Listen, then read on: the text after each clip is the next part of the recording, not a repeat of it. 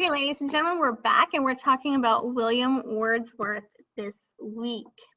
I'm very excited to share this with you, especially after reading Coleridge's fabulous poem last week. Okay, so you are going to be reading two great poems by William Wordsworth this week, I Wandered Lonely as a Cloud, and 3 Years She Grew. But before we get started on that, let's learn a little bit about William Wordsworth. He was born and raised in the English Lake District. His mom passed away when he was 8 years old. From early on, he was considered kind of a dreamer. He kind of was drinking in. That's a direct quote from him. He used to say that all the time. The natural sights and sounds and getting to know cottagers, shepherds, and the wanderers that moved through his imagination. And you can see them later in his poetry that he creates for us. He was encouraged in his poetry endeavors by his headmaster. When he was 13, his father did pass away, but Wordsworth was able to continue his education, and he went to Cambridge and was able to graduate in 1791.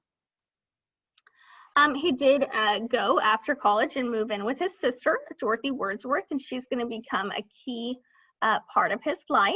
She's going to keep journals. She's going to be his secretary. She's going to be his kind of keeper, and kind of just keep up with him and his friends. So she's a big part of his life, and she's going to continue to be a big part of his life throughout the whole thing. He did meet Samuel Coleridge, and they immediately bonded. They were like brothers of the heart, and so Wordsworth actually moves with his sister to be near Samuel Coleridge. You're going to find, or if you continue reading their works, I guess, you'll find similar phrasing in both of their writings. They wrote very similar. They said the same things. They were very close. And so Dorothy actually writes of this close bond in her journals that have been published. In fact, there's some of them in your text. We're just not going to have a chance to really look at those, unfortunately. In 1799, Wordsworth, Dorothy, and Coleridge moved back to the Lake District. Wordsworth marries Mary Hutchinson in 1802, and then almost immediately around this time, disaster strikes his life. In 1805, one of his brothers dies in a storm at sea.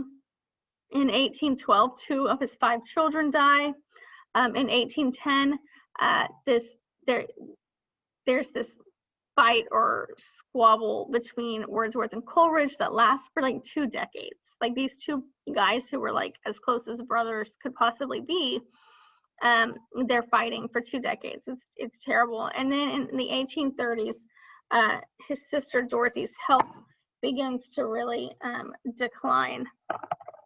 And he's kind of left bereft, and it's pretty tragic for him. In 1843, he's appointed poet laureate, and in 1850, he dies at the age of 80. So even with all these tragedies, he is able to become this great poet that is loved and adored by many. His poetry was definitely well liked even in the time period. A lot of these poets that we read, they had a lot of criticism and critics out there, and so they probably didn't feel like they were very successful the time that they passed away, but Wordsworth isn't like that. He had a lot of acclaim to his works, even while he was living. In fact, some of his best works kind of came out of this tragic time period. So you're going to read I Wandered Lonely as a Cloud. It's a pretty short poem. He wrote this 2 years after seeing daffodils with his sister and some friends. In fact, Dorothy Wordsworth writes about this experience in the Grasmere Journals. She writes it in prose form, though it's not written as poetry. But you can see, if you compare the experience in the journals to his poem, you can see very key similarities between the descriptions. And it's interesting to look at the way that they paint the pictures with their words and compare those. It's pretty fascinating. So I want you to look at, what does the speaker claim is true about the relationship between childhood and the man he becomes? What is this relationship, and what is true about it? We're also going to read 3 Years She Grew. This is a poem about suffering and sadness and loss. It's a pretty sad, but beautiful and inspiring poem. The speaker kind of tries to make death seem like it's a good thing. Nature is law. It both restrains you and it pushes you. And so I want you to think about what happens to Lucy and how does she continue to live on according to the speaker. Some more great works by Wordsworth if you're so inclined, and they're fabulous, so I would recommend it. But the lyrical ballads written with Samuel Coleridge, we not talked about it, we listed that last week as well.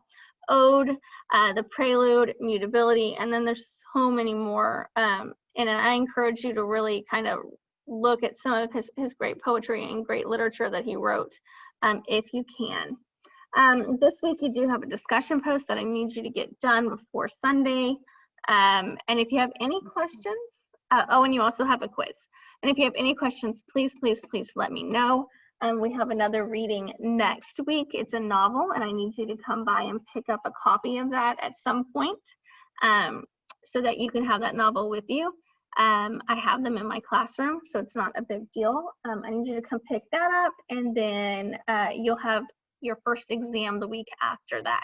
So kind of keep that in your mind. If you have any questions, please, please, please do not hesitate to let me know.